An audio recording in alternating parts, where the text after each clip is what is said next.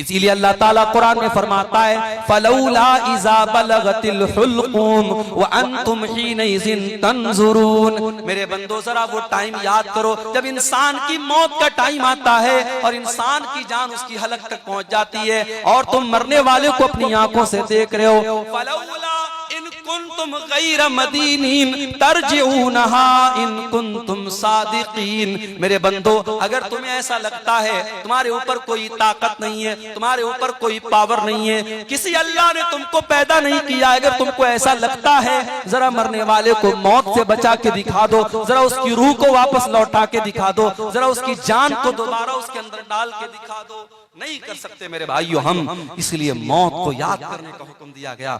अल्लाह के नबी फरमाते हैं अक्तिरू ज़िक्र हादिमिल लज़्ज़ात, लज्जतों को तोड़ देने वाली चीज मौत को याद किया करो। उस्मान गनी को देखो मेरे भाइयों, उस्मान गनी जब किसी कब्रिस्तान के पास से गुजरा करते थे, किसी कब्र को देखा करते थे, ज़ारो कतार रोने लगते थे। पूछने वालों ने पूछा क्या है उस्मान गनी, जन्नत की बात आती आप रोते नहीं है, जहन्नम की बात आती आप रोते नहीं है, लेकिन कब्र को देख करके आप रोने लगते हैं। उस्मान गनी कहते हैं ओ लोगों, मैंने अपने प्यारे नबी को यह फरमाते हुए सुना है इन्नल क़ब्र अव्वलु मंज़िलिन मिन मनाज़िलिल आखिरा, बेशक ये कब्र आखिरत की पहली मंजिल है, जिसने इस मंजिल को पार कर लिया उसके लिए आगे की मंजिलें आसान है। मौत को याद किया करो। एक भाई मुझसे पूछने लगे मौलवी साहब मज़ारों पे जाना कैसा है, बंबई में हाजी अली की दरगाह पे जाना कैसा है, अजमेर में ख्वाजा मोइनुद्दीन चिश्ती अजमेरी की दरगाह पे जाना कैसा है, मज़ारों पे जाना कैसा है। मैंने कहा भाई कब्रिस्तान जाने की इजाजत इसलिए दी गई है ताकि वहां मौत याद आए, और माफ करना मज़ारों पे जाके मौत याद नहीं आएगी। जहां औरतों का जमघट लगा हो, जहां फूल और मालाएं बिक रही हो, जहां कब्रों पर चादरें चल रही हो और जहां शिर्क हो रहा हो, बिदात हो रही हो, खुराफात हो रही हो, वहां पर मौत कभी याद नहीं आती। इसलिए ऐसे शिर्क के अड्डों पर जाना भी एक मुसलमान को सूट नहीं करता है, एक मुवहिद को सूट नहीं करता है, नहीं जाना चाहिए मेरे भाइयों। हाँ, आम कब्रिस्तान में आप जाइए, कभी अल्लाह आपको तौफीक दे, आप मदीना मुनव्वरा की जब आप जियारत करेंगे, जब आप मदीना जाएंगे, एक तरफ नबी की मस्जिद है और दूसरी तरफ बकी का कब्रिस्तान है, और उस बकी के कब्रिस्तान में 10,000 से ज्यादा सहाबे किराम की कब्रें हैं। उनसे बड़ा वली कौन है, उनसे बड़ा अल्लाह का नेक बंदा कौन है? नबियों के बाद इस दुनिया में सबसे मुकद्दस अगर कोई जमात थी तो सहाबे किराम की जमात थी। सारे सहाबा की कब्रें हैं, लेकिन मेरे भाइयों कोई पक्की कब्र नहीं है, कोई मजार नहीं है, कोई गुंबद नहीं है, कोई चादर नहीं चढ़ाई जा रही है, कोई माला नहीं चढ़ाया जा रहा है। वहां आपको मौत याद आएगी और आपको ये एहसास होगा कि अल्लाह जब तेरे नबी के 10,000 सहाबा इसी कब्र के अंदर दफन हैं, अल्लाह हमें भी एक इसी कब्र में जाना है और इसी मिट्टी के नीचे जाना है, हमें भी अल्लाह अपने अमल का हिसाब देना है। वहां आपको मौत याद आएगी। मेरे प्यारे साथियों, अल्लाह के नबी एक अंसारी सहाबी के जनाजे में गए, सहाबी का जनाजा कब्र में उतारा जा रहा है, अल्लाह के प्यारे नबी वही कब्र के पास बैठे हुए हैं और आपके सहाबे किराम भी बैठे हुए हैं। और आप जब मौत को याद करते हैं और कब्र के मनाजिर को याद करते हैं, इब्ने माजा के अल्फाज हैं, अल्लाह के नबी रोने लगते हैं, अल्लाह के रसूल रोने लगते हैं, और आप जब रोने लगते हैं इस कदर रोते हैं हत्ता बल्ल सरा, आपकी दाढ़ी आंसू से तर हो जाती है, और आप रोते रोते सहाबे किराम से कहते हैं ले मिसले हाजा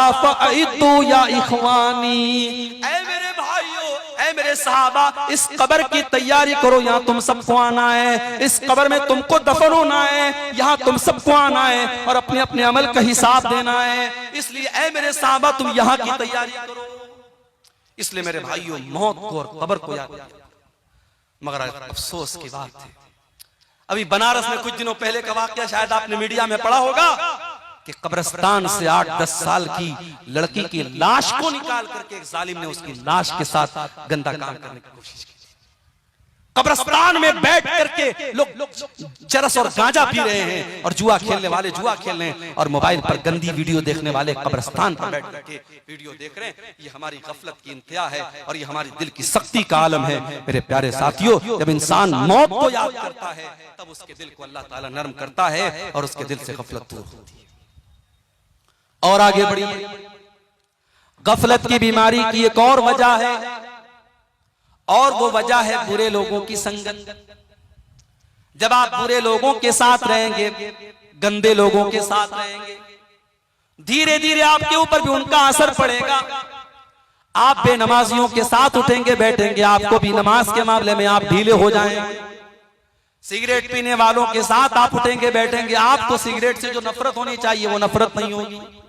आप शराबियों के साथ बैठेंगे, शराब से जो नफरत होनी चाहिए वो नहीं होगी। इसीलिए अल्लाह कुरान में कहता है यौम यअद्दु ज़ालिमु अला यदैहि यक़ूलु या लैतनी इत्तख़ज़्तु मअर रसूलि सबीला।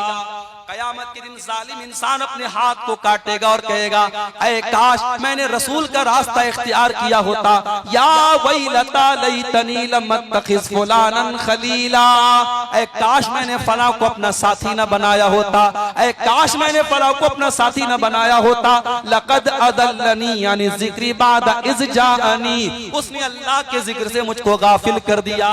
मेरे प्यारे भाइयों, बुरे लोगों की संगत आपको बुरा बनाती है। इसीलिए अल्लाह के नबी फरमाते हैं अल मरउ अला दीनी खलीलिही, इंसान अपने दोस्तों के दीन पर होता है। जो उसके दोस्तों का दीन होता है, जो उसके दोस्तों का तौर तरीका होता है, वही इंसान का तरीका होता है। फल यंजुर अहदुकुम मन युखालिल, इसलिए दोस्ती बहुत सोच समझ के किया करो। मुसलमान लड़कियां आज फेसबुक पर ऐसी लड़कियों से फ्रेंडशिप करती हैं जो काफिर हैं, मुशरिक हैं, बेदीन हैं, और वो कहती है साहब हम तो लड़की है, लड़की लड़की से तो दोस्ती कर ही सकती है। माफ करना ये उसूल सही नहीं है। आपकी लड़की किसी गर्ल्स कॉलेज में पढ़ रही है जहां सिर्फ लड़कियों की तालीम हो रही है, और वहां पे आपकी बेटी ऐसी लड़की को सहेली बना रही है जो जिसका इस्लाम से कोई ताल्लुक नहीं है, जिसके मजहब में और जिसके घर में कोई पाबंदी नहीं है, और जो चार चार लड़कों से जिसका चक्कर चल रहा है, उस लड़की के साथ जब आपकी बुर्का पहनने वाली और नकाब पहनने वाली बेटी जब उस लड़की के साथ उठेगी बैठेगी और उसकी सहेली बनेगी, तो माफ करना मेरे भाइयों और मेरी बहनों, उसका असर कहीं ना कहीं आपके ऊपर पड़ेगा। बुरी सोहबत से भी इंसान गफलत की बीमारी में पड़ता है। इसलिए अपने लड़कों और लड़कियों की दोस्ती पर भी नजर रखो कि वो किससे दोस्ती कर रहे हैं। अगर बुरे दोस्तों के साथ आपका लड़का या लड़की बैठ रहा है तो उससे भी आपके घर में बहुत बड़ा बिगाड़ आने का अंदेशा है, और ये गफलत की एक बहुत बड़ी वजह है। और आगे बढ़िए, गफलत की एक और वजह है कुरान करीम को छोड़ देना। अल्लाह की आखिरी किताब कुरान करीम, जिसके अंदर अल्लाह ताला ने ये तासीर रखी है कि कुरान हमारे दिलों को नरम करता है। कुरान की आयतें जब बार बार हम पढ़ते हैं, सुनते हैं, अच्छे कारी की आवाज में कुरान को सुनते हैं, हमारा दिल नरम हो जाता है। इसीलिए अल्लाह के प्यारे नबी कुरान को पढ़ा भी करते थे और सुना भी करते थे।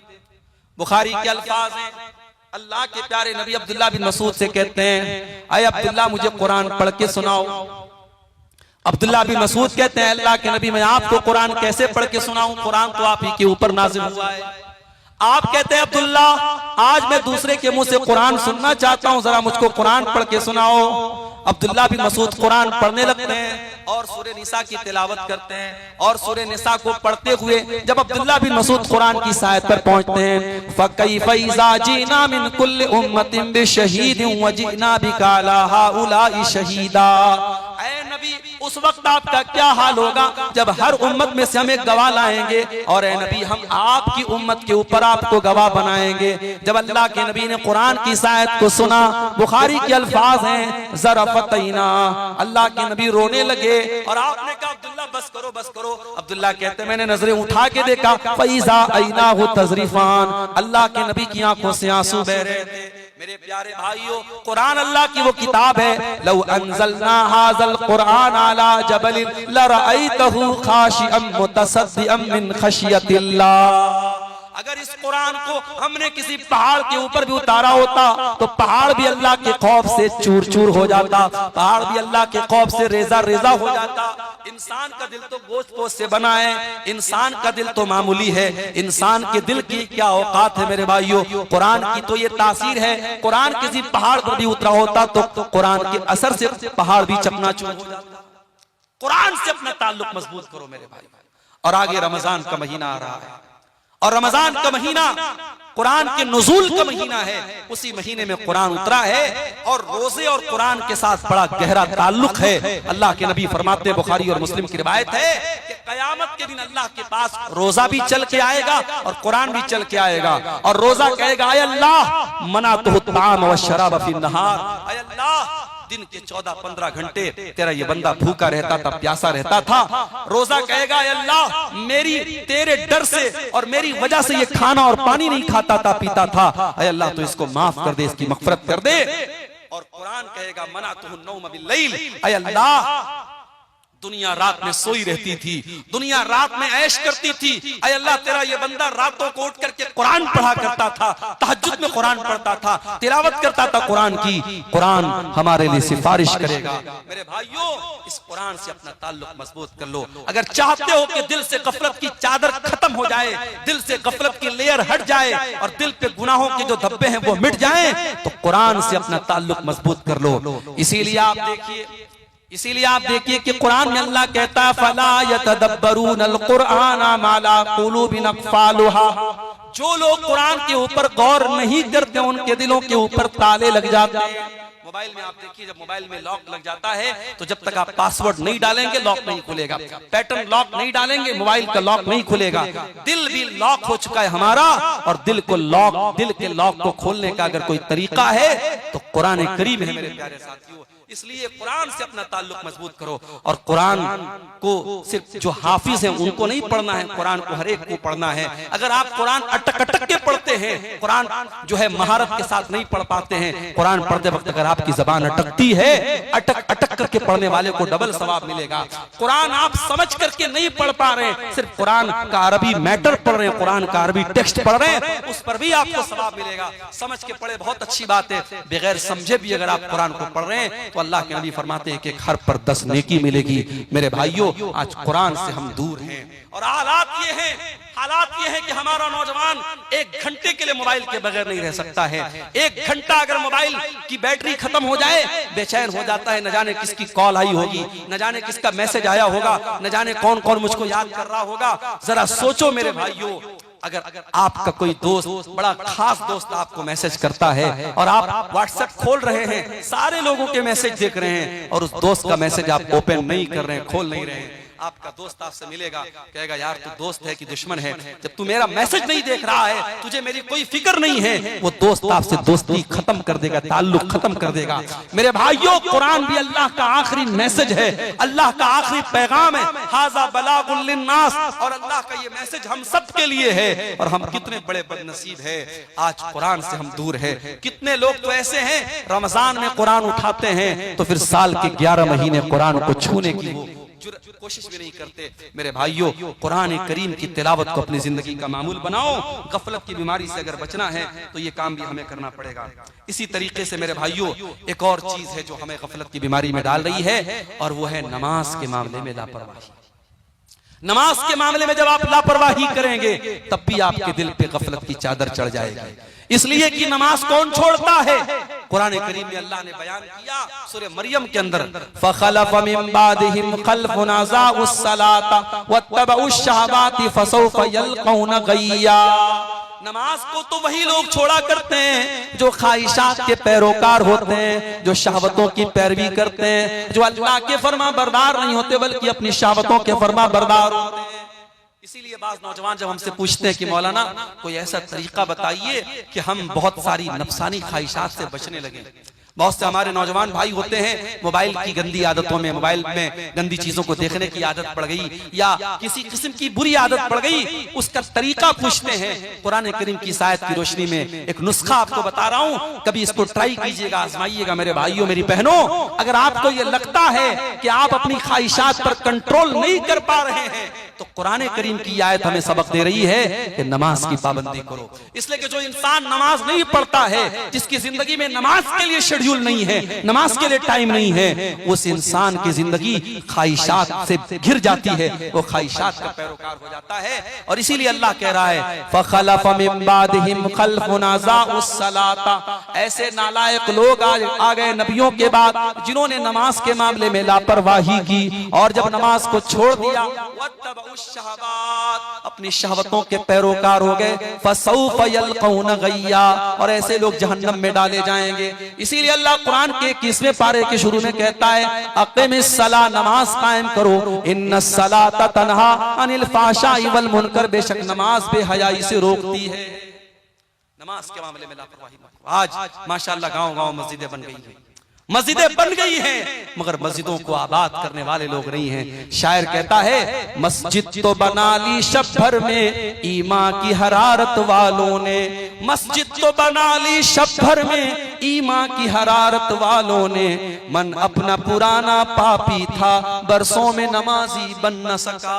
मेरे भाइयों, शानदार मस्जिदें तामीर करने से काम नहीं चलेगा, मस्जिदों को नमाजियों से आबाद किया जाता है। नमाज की जब तक आप पाबंदी नहीं करेंगे और अपने घर में भी आप नमाज का माहौल पैदा करो, आप अपनी बीवी बच्चों को भी नमाज का पाबंद बनाओ। और कुरान करीम में अल्लाह ताला ने अपने नेक बंदों की एक दुआ बयान की कि अल्लाह के नेक बंदे दुआ करते हैं, रब्बना हब लना मिन अज़वाजिना व ज़ुर्रियातिना कुर्रत आयुन, ऐ हमारे परवरदिगार हमारे बीवी बच्चों को हमारी आंखों की ठंडक बना दे, वजअलना लिल मुत्तकीना इमामा, और अल्लाह हमें तो मुत्तकियों का इमाम बना दे।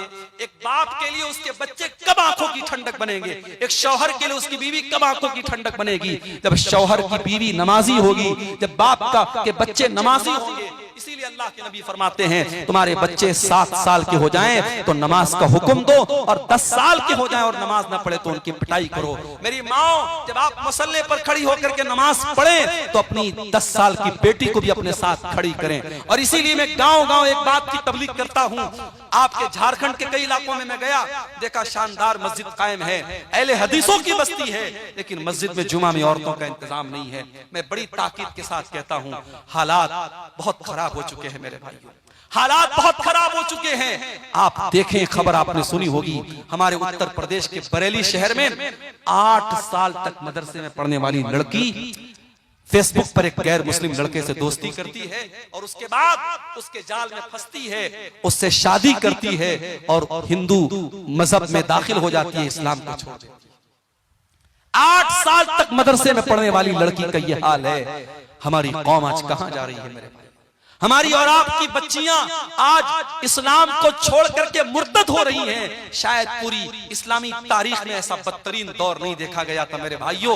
हमें मारा तो गया, हमें काटा तो गया, हम पर जुल्म तो हुए, मगर हमारा ईमान इस कदर कमजोर हो जाए कि हमारी बच्चियां, हमारी कौम की बहनें, हमारी कौम की बेटियां आज फेसबुक और इंस्टाग्राम पर किसी की आई लव यू पर और किसी की मोहब्बत भरे जोड़ों पर फिदा होकर के अपने दीन को खैर बात कह दे, अपने मजहब को छोड़ दे, अपनी तौहीद को छोड़ दे। इतना बदतरीन दौर हमने कभी नहीं देखा था मेरे भाइयों। इसका मतलब ये हुआ कि कहीं ना कहीं पानी मर रहा है, कहीं ना कहीं हमसे कोताही हो रही है और कहीं ना कहीं हमने अपनी बच्चियों और अपनी बेटियों की तरबियत जैसी करनी चाहिए थी वैसी नहीं की है। माफ करना मेरे भाइयों, साल में एक जलसा हो गया, घर की औरतों को, लड़कियों को आप लेके चले आए, इससे काम नहीं चलेगा, इससे काम नहीं चलेगा, ये तरबियत के लिए काफी नहीं है। आपके गांव में अगर जामा मस्जिद है जहां जुमा का खुतबा हो रहा है, मैं बड़ी ताकीद के साथ कहता हूं, हर वो मस्जिद जहां जुमा का खुतबा हो रहा हो, आप औरतों के लिए सेपरेट इंतजाम कीजिए। उनकी एंट्री अलग हो, उनका सीना अलग हो, उनका दरवाजा अलग हो, पर्दे का माकूल इंतजाम हो। आपके घर की औरतें जब जुमा के खुतबे में जाएंगी, एक साल में 50-52 जुमा का खुतबा सुनेंगी, आधा घंटे की ये जुमा के खुतबे जब वो 50 बार सुनेंगी, उनकी दीन की बहुत सारी मालूमात उनको मिलेगी।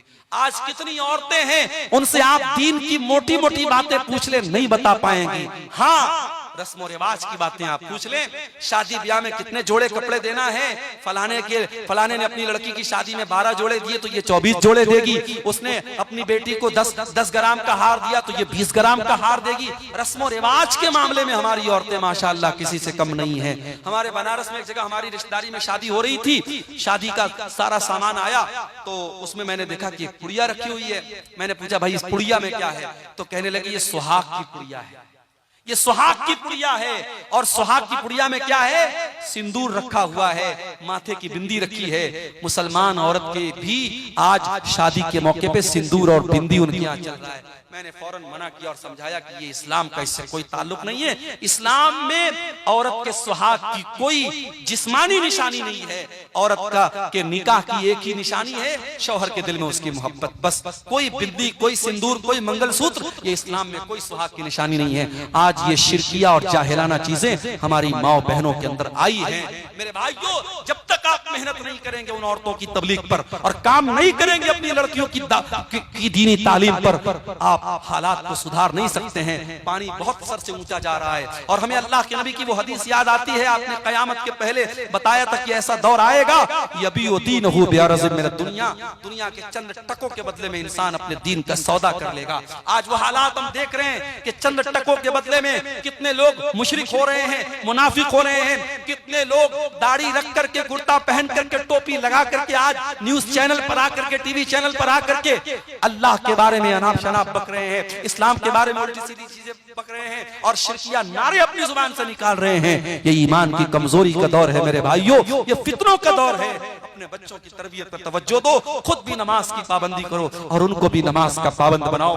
याद करो इब्राहिम खलीलुल्लाह को, जब अपने लख्ते जिगर इस्माइल को और अपनी बीवी हाजरा को जब मक्का में छोड़ के जा रहे थे, और वो मक्का कोई आज का मक्का नहीं था जहां इतना बड़ा टावर, क्लॉक टावर मौजूद है और बड़ी बड़ी बिल्डिंगें मौजूद है। वो मक्का ऐसा मक्का था कि बेआब हो गया सरजमीन थी, न पानी का एक कतरा था, न अनाज का एक दाना था। उस मक्का में जब छोड़ के जा रहे थे, इब्राहिम क्या दुआ करते हैं, और रब्बना इन्नी अस्कनतु मिन ज़ुर्रियती बिवादिन गैरि ज़ी ज़रइन इंद बैतिकल मुहर्रम रब्बना लियुक़ीमुस्सलाह। ऐ परवरदिगार, अपने बीवी बच्चे को इस बेआब हो गया सरजमीन में छोड़ के जा रहा हूँ।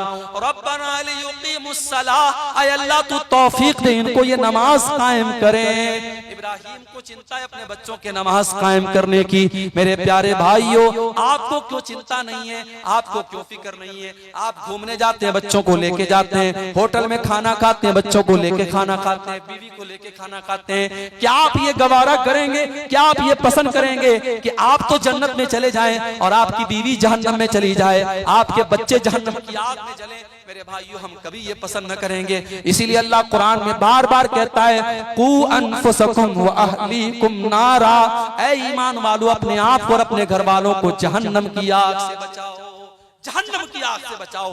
जिस परिवार से आप मोहब्बत करते हैं उसे जहन्नम की आग में जलता हुआ नहीं देख सकते। इसीलिए जब आप रात में तहज्जुद के लिए उठे तो अपनी मोहतरमा को भी उठाएं कि चलो उठो तुम पढ़ो। और मैं अपनी माओ से कहना चाहता हूँ, बहुत सी औरतें होती हैं रात में तहज्जुद पढ़ती हैं लेकिन शौहर को कभी नहीं उठाती हैं। अल्लाह के नबी फरमाते हैं, रहीमल्लाहु रजुलन क़ाम मिनल लैल, अल्लाह ताला की रहमत नाजिल होती है उस इंसान के ऊपर जो रात में उठ करके तहज्जुद पढ़ता है। वो आई क़ज़म रअतहु, और अपनी बीवी को उठाता है। अगर बीवी इनकार कर देती है, अपनी बीवी के चेहरे पर पानी छिड़क करके उसको उठाता है। और अल्लाह ताला की रहमत नाजिल होती है उस औरत के ऊपर जो रात में उठ करके तहज्जुद पढ़ती है और अपने शौहर को भी उठाती है। मेरी प्यारी माँ और बहनों, ऐसी बीवी बनो जो शौहर के दीन में उसकी मदद करे। शौहर के अंदर कोई गलत आदत है उसको छुड़ाने वाली बनो। इसीलिए जब अल्लाह के रसूल से पूछा गया कि बेहतरीन औरत की निशानी क्या है, आपने 3 चीजें बताई। पहली चीज अल्लती तसुर्रुहु इज़ा नज़र, जब शौहर देखे तो खुश हो जाए। दूसरी चीज वो तुतीहु इज़ा अमर, जब शौहर कोई बात कहे तो माने। और तीसरी चीज वला तुखालिफुहु फी नफ्सिहा व मालिही बिमा यकरा, शौहर के माल की और अपने इज्जत व आबरू की हिफाजत करे। ये कीमती औरत की निशानी है। तो मेरे भाइयों, नमाज का माहौल अपने घर में पैदा करो, बीवी बच्चों को भी नमाज का पाबंद बनाओ और खुद भी नमाज का पाबंद बनाओ। जब तक हम नमाज की पाबंदी नहीं करेंगे, दिल से गफलत की चादर खत्म होने वाली नहीं है। अल्लाह के प्यारे नबी सल्लल्लाहु अलैहि वसल्लम मिंबर के ऊपर चढ़ रहे हैं और आपने 3 बद्दुआएं की। रगीमान रजुलिन ज़ुकिरतु इंदहु फलम युसल्ली अलैया, आपने मिंबर की पहली सीढ़ी पर कदम रखा, आपने फरमाया उस इंसान की नाक खाकालूद हो जाए, वो इंसान बर्बाद हो जाए, वो इंसान उसका सत्यानाश हो जाए जिसके सामने उसके नबी का नाम लिया जाए वो दरूद न पड़े। दूसरी सीढ़ी पर आपने कदम रखा, फरमाया व रगीमा अनफु रजुलिन अदरक रमज़ाना सुम्मन सलक क़ब्ल अन युग़फ़र लहू, उस इंसान का भी सत्यानाश हो जाए, वो इंसान भी बर्बाद हो जाए जिसको रमजान का महीना मिल जाए, जो रमजान का महीना पाले और रमजान खत्म हो जाए और उसकी मग़फ़िरत न हो पाए, उसकी बख्शिश न हो पाए।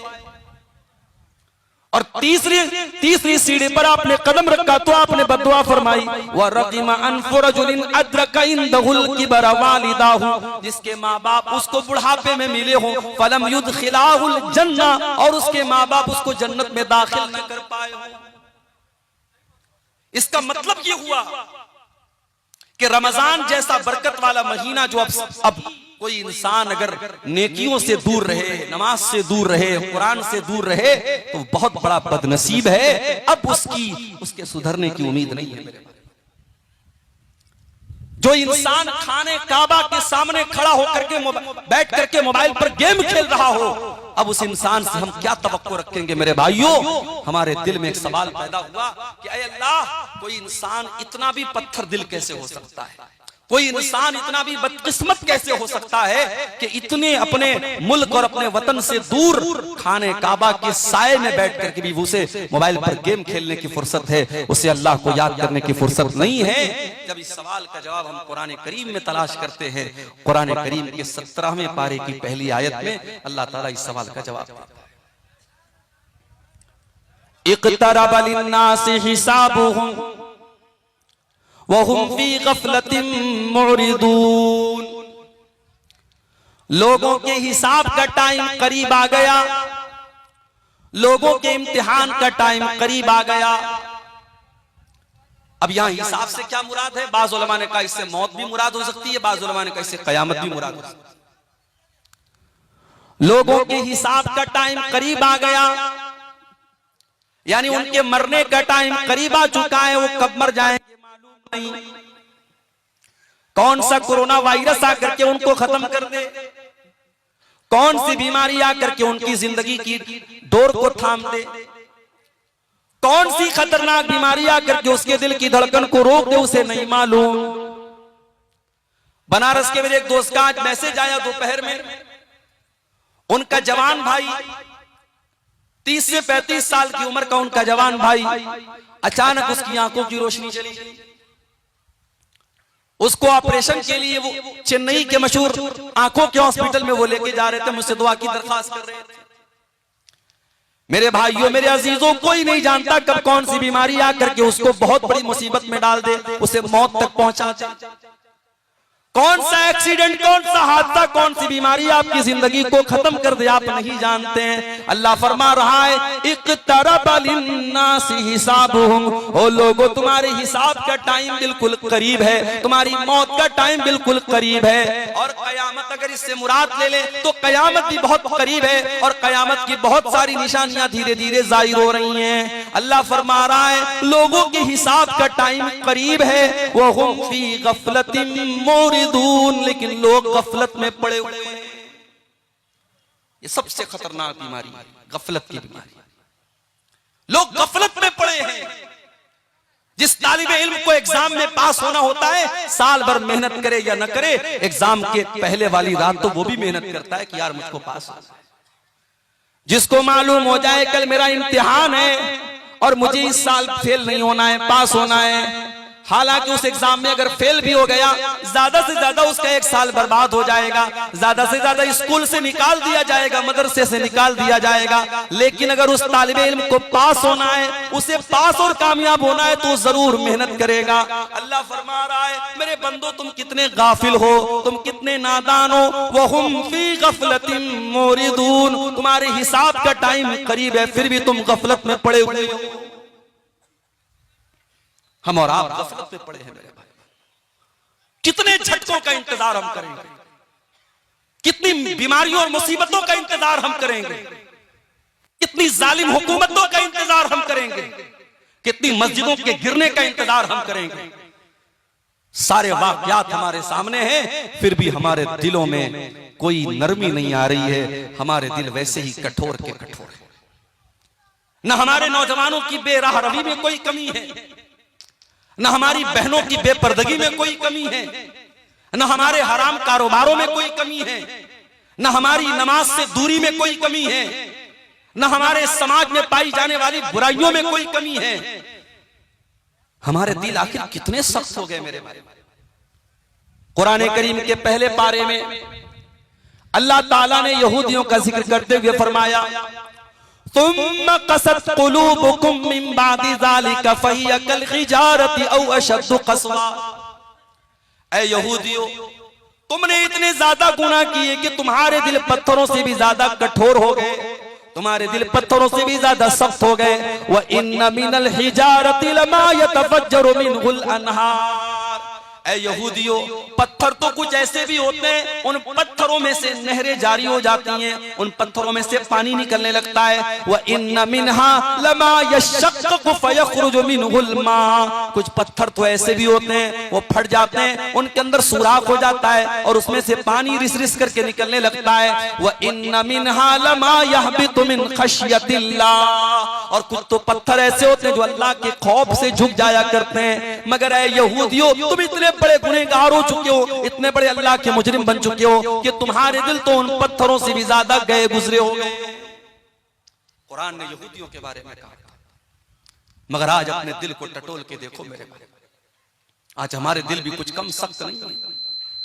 इतनी बड़ी बीमारी पूरी इंसानी तारीख में जिसकी मिसाल नहीं मिलती, जिसने पूरी दुनिया को ठप करके रख दिया हो, जिसने खाने काबा में तवाफ को रोक दिया हो, जिसने मस्जिद हराम के दरवाजे बंद कर दिए हो, शायद पूरी इंसानी तारीख में ऐसी बीमारी बहुत रेयर आई होगी। इतनी बड़ी बीमारी हमने और आपने देखी, उसके बाद भी हमारे दिलों में कोई फर्क नहीं आया। वजह क्या है मेरे भाई? इसका सबब क्या है? कुरान करीम हमें बता रहा है, इसका सबब है गफलत की बीमारी। तुम्हारे दिल गाफिल हो चुके। अब सवाल ये पैदा होता है, ये गफलत की बीमारी क्यों है और इसका इलाज क्या है? और आज मेरी तकरीर का टॉपिक यही है कि गफलत की ये जो बीमारी हम सबको घेर चुकी है। रमजान का महीना भी आ रहा है, आएगा और चला जाएगा, और मुझे मालूम है समाज में एक बड़ा तबका ऐसा है, रमजान के आने से उसे कोई फर्क नहीं पड़ता।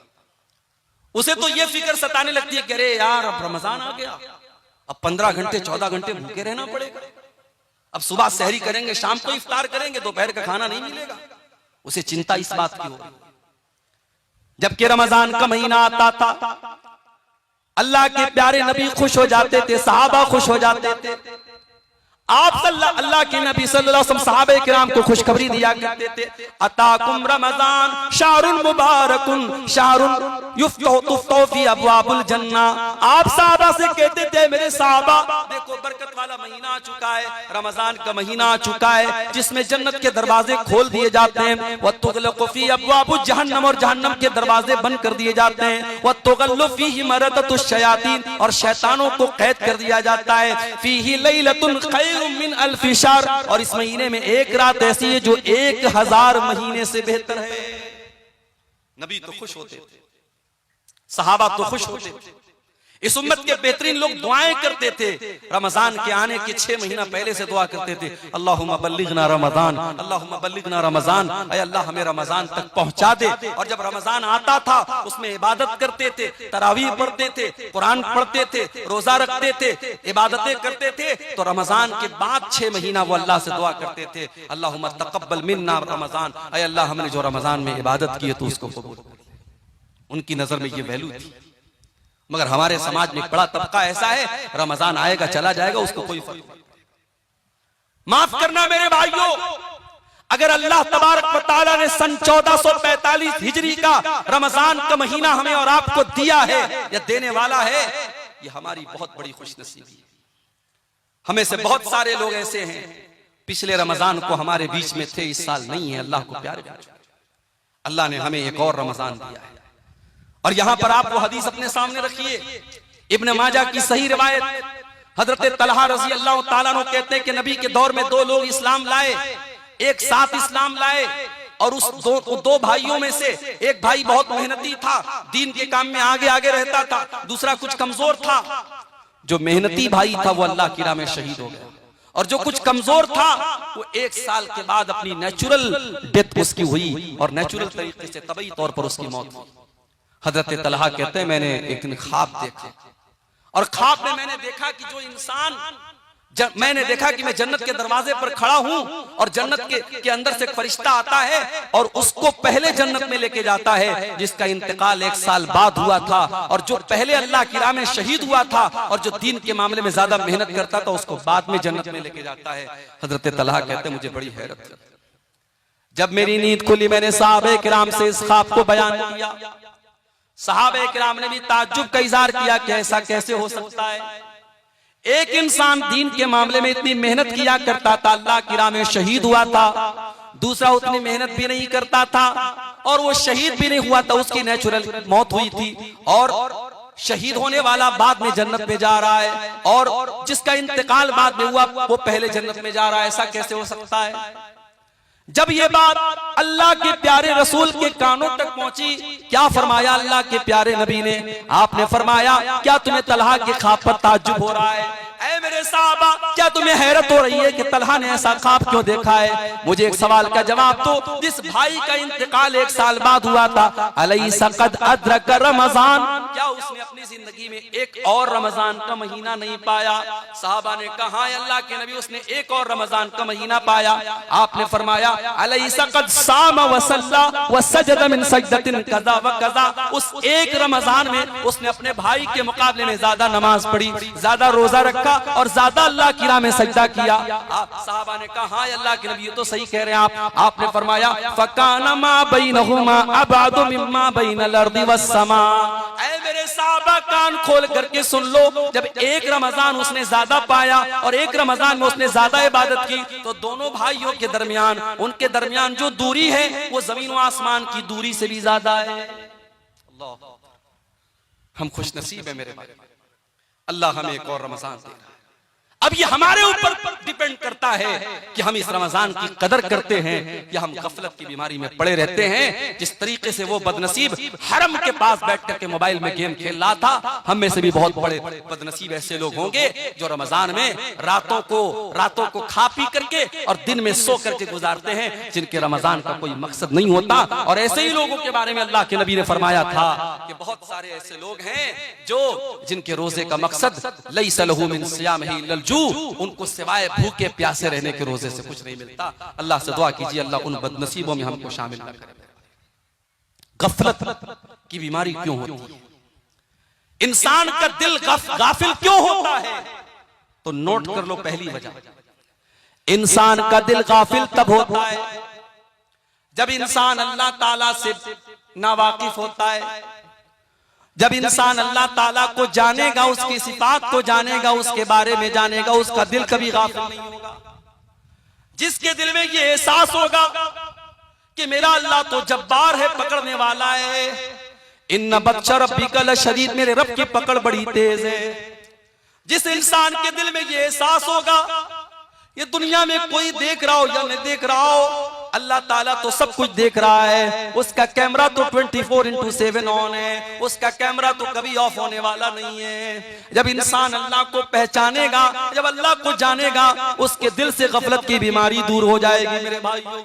इसीलिए जब हजरत लुकमान अपने बेटे को नसीहत करते हैं तो पहले क्या कहते हैं? पहले अल्लाह के बारे में अपने बेटे को बताते हैं, या बुनैया इन्नहा इन तकुम मिस्काल हब्बतिन मिन खरदलिन फतकुन फी सखरतिन औ फिस समावाति औ फिल अर्दि याति बिहल्लाह। हजरत लुकमान अपने बच्चे से कहते हैं, ऐ मेरे बच्चे, एक राई के दाने के बराबर भी अगर कोई चीज होगी, आसमानों के अंदर कहीं होगी, जमीन के अंदर कहीं होगी और किसी चट्टान के नीचे छिपी हुई होगी, याति भी हल्ला, अल्लाह का पावर तो ऐसा है, अल्लाह की कुदरत तो ऐसी है, अल्लाह उस राई के दाने के बराबर चीज को सामने ले आएगा।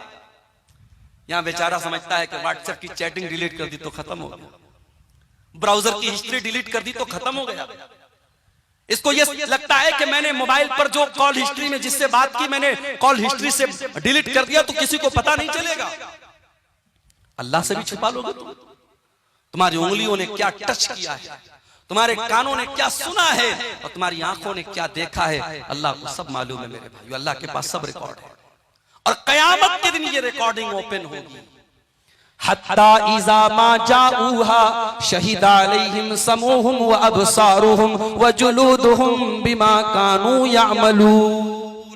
मेरे बंदो, कयामत के दिन तुम्हारी चमड़ी तुम्हारे खिलाफ गवाही देगी, तुम्हारी आंखें तुम्हारे खिलाफ गवाही देंगी, तुम्हारे कान तुम्हारे खिलाफ गवाही देंगे। वक़ालू लिजुलूदिहिम लिमा शहिदतुम अलैना क़ालू अंतक़ना अल्लाहुल्लज़ी अंतक़ कुल्ल शै इंसान कहेगा ऐ अल्लाह मेरी चमड़ी को बोलना कैसे आ गया, मेरी चमड़ी कैसे बोल रही है। इंसान की चमड़ी कहे कि आज अल्लाह ने हमको बोलना सिखाया और हमसे तूने क्या क्या टच करवाया और क्या क्या टच किया, आज हम तेरे पोल खोले। ये है अल्लाह का पावर। जलसा हो रहा है, सड़क पर आप चल रहे हैं, जाहिर ये कर रहे हैं कि साहब हम जलसे में जा रहे हैं, प्रोग्राम में जा रहे हैं, मगर आपकी नजरें कहां कहां का तवाफ कर रही हैं, आपकी निगाहें कहां कहां जा रही है, किस किस मनाजिर को आप देख रहे हैं, अल्लाह को सब मालूम है। यालमु खाइनतल आयुनि वमा तुख्फिस सुदूर। अल्लाह तो वो है जो तुम्हारी आंखों की चोरी को भी जानता है, जो तुम्हारे दिलों में छुपे हुए राज को भी जानता है। अल्लाह को जितना जानेंगे मेरे भाई, गफलत की बीमारी उतनी दूर होती चली जाएगी। अगर गफलत की बीमारी से अपने आप को पाक करना है, अल्लाह के बारे में जानो। और अल्लाह के बारे में हम कैसे जानेंगे? जब हम कुरान का मुताला करेंगे, जब हम नबी की हदीसों का मुताला करेंगे। और जितना हम अल्लाह को जानेंगे उतना अल्लाह का डर हमारे दिल में पैदा होगा, उतना अल्लाह से प्यार हमारे दिलों में बढ़ जाएगा। और इसीलिए अल्लाह कुरान में कहता है इन्नमा यख्शल्लाह मिन इबादिहिल उलमा। अल्लाह से उसके बंदों में वही बंदे अल्लाह से डरते हैं जो उलमा होते हैं, जो अल्लाह को जानते हैं, जो अल्लाह का इल्म रखते हैं। जितना आप अल्लाह के बारे में जानेंगे उतना आपके दिल में अल्लाह का डर पैदा होगा। दूसरी चीज, गफलत की बीमारी की दूसरी वजह,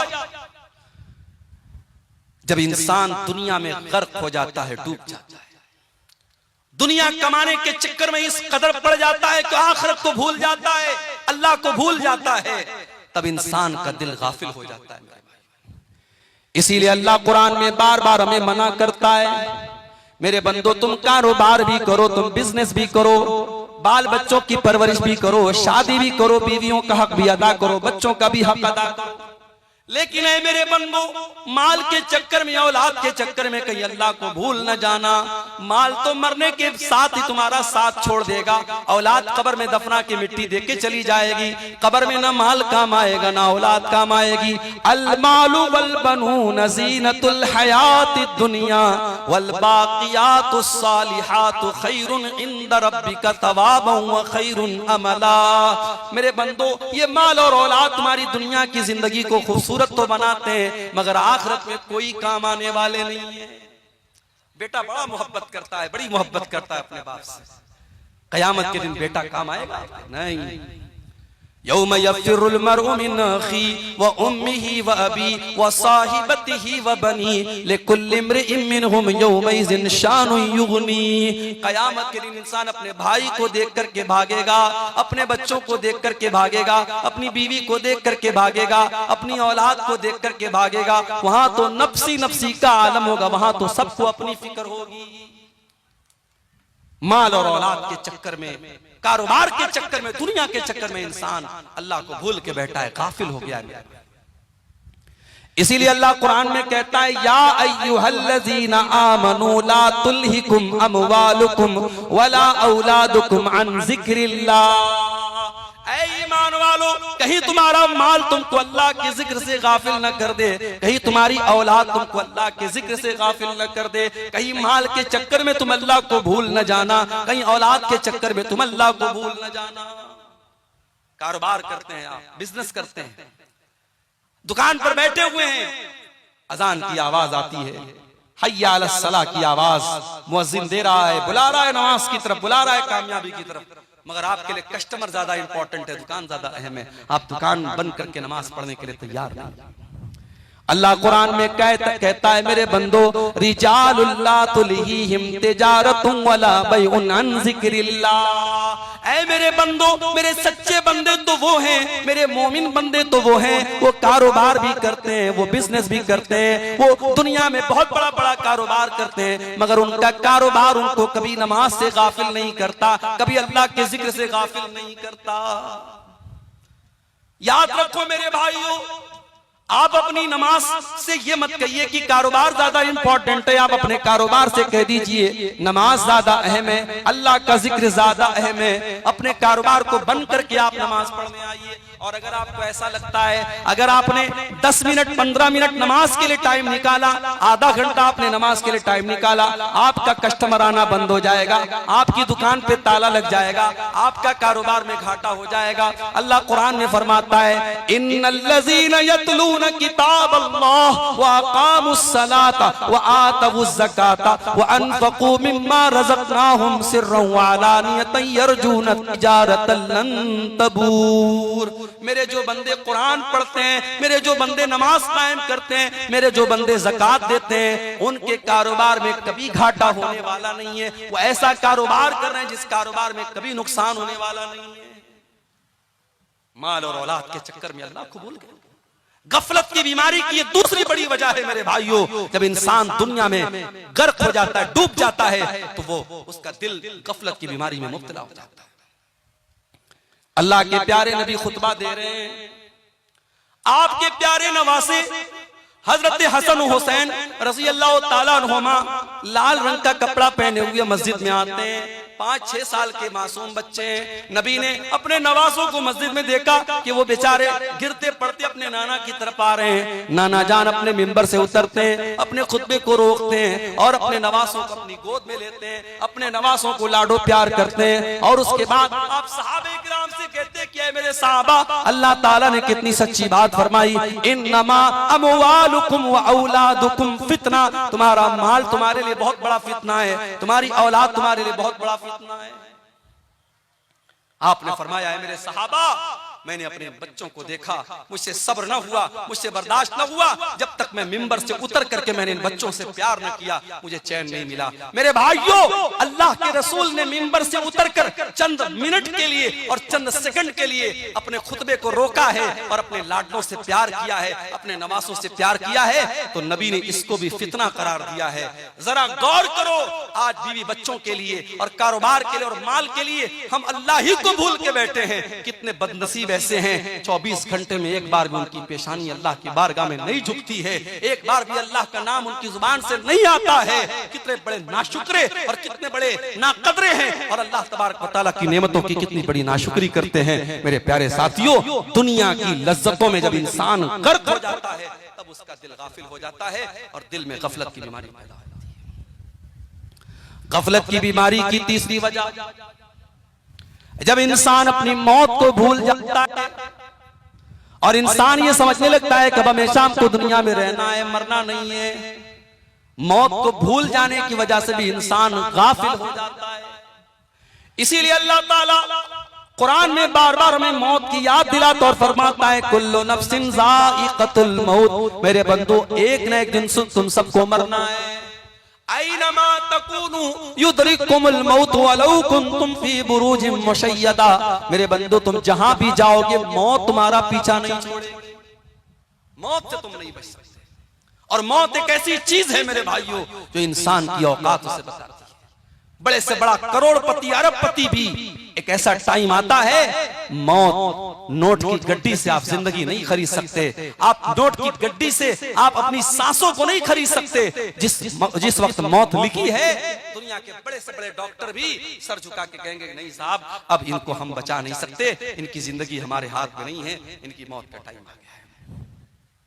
मौत इंसान को उसकी औकात देती है। और आखिरी चीज जो बयान करके मैं बात खत्म करूंगा मेरे भाइयों, गफलत की एक और बहुत बड़ी वजह यह है, जब हम गुनाह पर गुनाह करते चले जाते हैं, जब गुनाह हमारी नजर में हल्के हो जाते हैं और गुनाहों को हम खतरनाक समझना छोड़ देते हैं, तब भी हम गफलत के शिकार हो जाते हैं।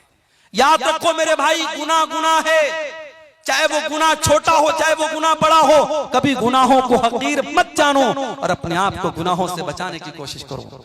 अल्लाह के नबी फरमाते हैं इय्याकुम व मुहक्करातिज़ ज़ुनूब, ऐसे गुनाहों से बचो जिनको लोग हकीर समझते हैं। छोटे छोटे गुनाह होते हैं लेकिन इकट्ठा होकर के इंसान को हलाक कर देते हैं। इसीलिए अल्लाह के नबी फरमाते हैं जब बंदा कोई गुनाह करता है उसके दिल पर एक काले रंग का धब्बा डाल दिया जाता है। बंदा अगर तौबा कर लेता है, माफी मांग लेता है अल्लाह से, वो धब्बा मिटा दिया जाता है। और अगर बंदा तौबा नहीं करता है, फिर से गुनाह करता है, तो वो काले धब्बे बढ़ते चले जाते हैं हत्ता तालु क़ल्बहु, यहाँ तक कि उसके दिल पे छा जाते हैं। माफ करना मेरे भाइयों, आज मोबाइल के इस दौर में गुनाह करना आसान हो गया है। आज इस दौर में जिना करना आसान है, इस दौर में बेपर्दा होना आसान है, इस दौर में हराम कारोबार करना आसान है, और गुनाहों का आसान होना भी बहुत बड़ी आजमाइश है मेरे भाइयों। जिस दौर में गुनाह आसान हो जाए उस दौर में अपने दामन को गुनाहों से बचाना ये जिहाद से कम नहीं है। इसीलिए अल्लाह के नबी ने फरमाया था, बदाल इस्लाम गरीबा, इस्लाम जब शुरू हुआ था तो अजनबी था, वसयऊदु कमा बदा गरीबा, और एक ऐसा दौर फिर से आने वाला है जब इस्लाम पर अमल करने वाले अजनबी बन जाएंगे। इस्लाम पर अमल करना लोहे के चने के चबाने जैसा हो जाएगा, इस्लाम पर अमल करना हाथों में अंगारे लेना जैसा हो जाएगा। एक लड़की बेपर्दा घूमेगी तो गांव वाले कहेंगे, उसकी बहनें कहेंगी, उसके मोहल्ले की औरतें कहेंगी, अरे ये बड़ी पर्देदार बनती है, नकाब में रहती है, पर्दे में रहती है। अगर कोई औरत अपने देवर से पर्दा करे, बनारस में हमारे एक दोस्त ने शादी की, उनकी बीवी शादी करके आई, उसने घर में ज्वाइंट फैमिली रहते थे, उसकी बीवी ने कहा कि मैं अपने देवर और जेठ के सामने नहीं आऊंगी, मैं देवर और जेठ के सामने नहीं आऊंगी, ससुर के सामने आ सकती हूँ, ससुर मेरे महरम है, लेकिन देवर और जेठ गैर महरम है, मैं देवर जेठ के सामने नहीं आऊंगी। घर वालों के लिए बड़ी शॉकिंग बात थी, ये ऐसा कैसे हो सकता है, ऐसा कैसा पर्दा कि देवर के सामने नहीं आएगी, जेठ के सामने नहीं आएगी। लेकिन जब उन्होंने उलमा से पूछा और मसला पूछा तो मसला तो यही है कि साहब देवर जेठ से पर्दा करना है। अब ये हालात है कि वो लड़की किचन में काम करती है और घर में खाना खा रही है, खाना दे रही है अपने घर वालों को, मगर देवर और जेठ से पर्दा करती है।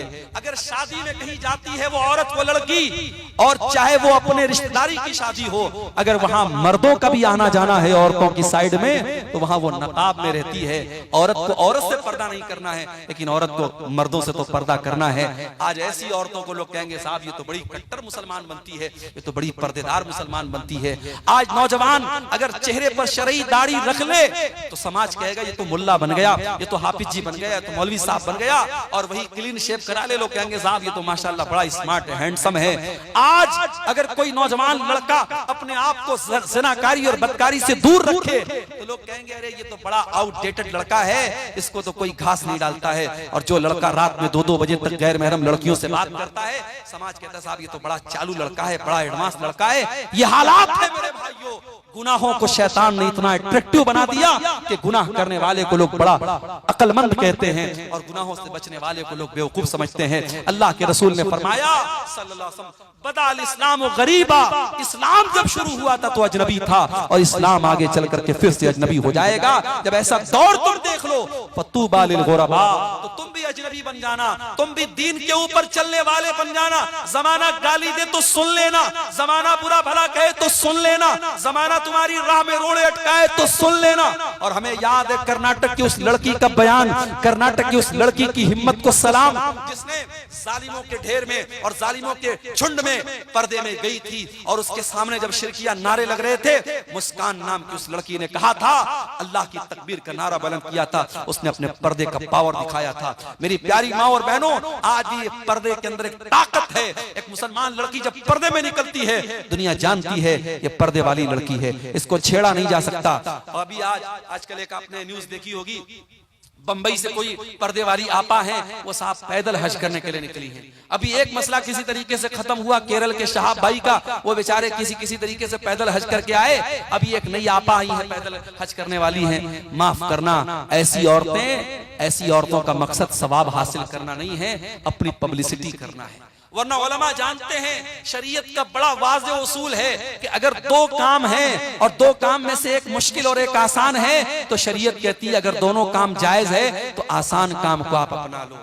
अगर आपको नमाज पढ़नी है और ठंडी छांव भी मौजूद है और कड़ी धूप भी है, तो कड़ी धूप में खड़े होकर के नमाज पढ़ना कोई सवाब का काम नहीं, आप ठंडी छांव में खड़े होकर के नमाज पढ़िए। अगर मस्जिद में पंखा है और पंखा चला करके आप नमाज पढ़ सकते हैं तो कोई जरूरत नहीं कि आप पसीना खाएं। अगर हवाई जहाज का इंतजाम है और आप 4 घंटे में आप जो है झारखंड से रांची से आप जद्दा पहुंच सकते हैं और आप पटना से जद्दा पहुंच सकते हैं, तो कोई जरूरत नहीं है आप पैदल आप हज करने के लिए निकलें और दुनिया को के अंदर पब्लिसिटी करें। आज दीन को पब्लिसिटी का भी एक जरिया बना दिया गया है। मेरे भाइयों, आज हालात ये हैं, मुंबई के एक बहुत बड़े कारोबारी, मुंबई और गुजरात के एक बहुत बड़े कारोबारी फैमिली में शादी होने वाली है।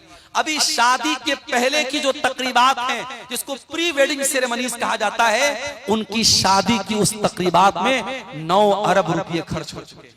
और अमेरिका से एक नाचने गाने वाली को बुला करके 74 करोड़ रुपया देकर के उससे नचवाया गया था और मीडिया ताली बजा रहा है। और हमारे बॉलीवुड के बड़े बड़े सुपरस्टार उस शादी में जा रहे हैं, किसी को कोई फर्क नहीं पड़ता है। और वही 2 महीने 3 महीने के बाद जब हमारा बकरीद का त्योहार आएगा और हिंदुस्तान भर के मुसलमान जब कुर्बानी करेंगे तो इस मीडिया को सांप सूंघ जाएगा और ये मीडिया इस्लाम की दुश्मनी में कहेगा कि साहब मुसलमानों को कुर्बानी नहीं करनी चाहिए, बेजुबान जानवर मर रहे हैं, इतना पैसा जानवरों की कुर्बानी पर खर्चा हो रहा है, इतने पैसे से कितने गरीबों का मकान बन सकता है, कितनी गरीब बेटियों की शादी हो सकती है। उन धोखेबाज मीडिया वालों से जाकर के कोई क्यों नहीं कहता कि 9 अरब रुपये एक शादी की तकरीबात पर खर्च कर दिए गए। जिस देश में 85 करोड़ लोगों को, गरीब लोगों को फ्री में राशन दिया जा रहा है, उस देश में एक इंसान की शादी पर 9 अरब रुपये खर्च किए जा चुके हैं। क्या मीडिया का ये फर्ज नहीं बनता कि वो इस पर भी लोगों को जागरूक करे कि उस 9 अरब रुपये से बहुत सारे गरीबों के काम हो सकते थे। मेरे प्यारे साथियों, असल चीज ये है, लोग इस्लाम के दुश्मन बने हुए हैं, इस्लाम को मिटाने की बहुत सारी प्लानिंग हो रही है, मगर याद रखो इस्लाम की फितरत में, कुदरत ने लचक दी है, उतना ही ये उभरेगा जितना के दबाओगे। इस्लाम अल्लाह का वो चिराग है जिसे बुझाया नहीं जा सकता है। नूरे खुदा है कुफ्र की हरकत पे खंदजन, फूंकों से ये चिराग बुझाया न जाएगा। इंशाअल्लाह इस्लाम कल भी था और आज भी है और कयामत की सुबह तक बाकी रहेगा। हमारी जिम्मेदारी ये है कि हम अपने दिलों को गफलत से दूर करें मेरे भाइयों, और जो चीजें मैंने बताई हैं इन असबाब को दूर करके हम अपने दिलों की गफलत को दूर कर सकते हैं। और अगर हम नहीं करेंगे तो याद रखो फिर हालात वही होंगे कि हरम में बैठकर भी लोग मोबाइल पर वीडियो गेम खेलेंगे और रमजान के मुकद्दस महीने में भी लोग बेहुरमती करेंगे। और आज आप देख लें कि इस गफलत की बीमारी ने आज हमको कहां लाके खड़ा कर दिया है। मेरे भाइयों, मैं गुजारिश करता हूं आप सबसे कि हम सब अपने दिलों को टटोलें और अपनी गफलत को दूर करें। दुआ करते अल्लाह ताला से रब्बुल आलमीन हमें अपने दिलों की सख्ती को, हमारे दिलों की सख्ती को रब्बुल आलमीन दूर फरमाए, हमें अपने गुनाहों से सच्ची तौबा करने की तौफीक अता फरमाए। आने वाले रमजान को हमारी इस्लाह का महीना बना दे, हम सबको अपनी इस्लाह करने की तौफीक अता फरमाए। रब्बुल आलमीन हमारी नौजवान नस्ल को अपने गलत कामों से बाज आने की और सच्ची तौबा करने की तौफीक अता फरमाए। आमीन व आखिर दावाना अल्हम्दुलिल्लाहि रब्बिल आलमीन।